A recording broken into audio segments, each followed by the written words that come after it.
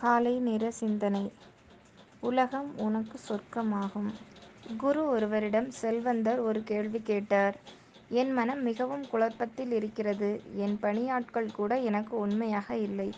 என் மனைவி பிள்ளைகள் உட்பட உலகமே சுயநலக் கூட்டமாக உள்ளது. யாருமே சரியில்லை என்றார். புன்னகைத்த குரு கதை ஒன்றை சொன்னார். ஓர் ஊரில் 1000 கண்ணாடிகள் இருக்கிற அறை ஒன்று இருந்தது. அதற்குள் சென்று ஒரு சிறுமி விளையாடினாள்.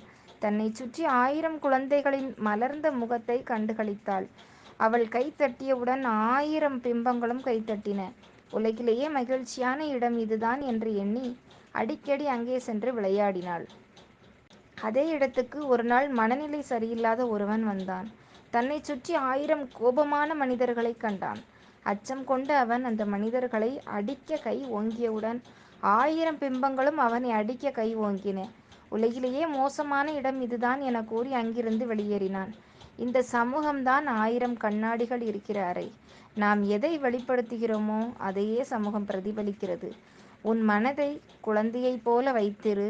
உலகம் உனக்கு சொர்க்கமாகும் என்றார் குரு. முகமலர்ச்சியோடும் நம்பிக்கையுடனும் எழுந்த புதிய நாளை துவங்க இறைவன் அருள் புரியட்டும். நல்லதே நினைப்போம், நல்லதே நடக்கும். நல்ல எண்ணங்களுடன் இன்றைய நாளை தொடங்குவோம்.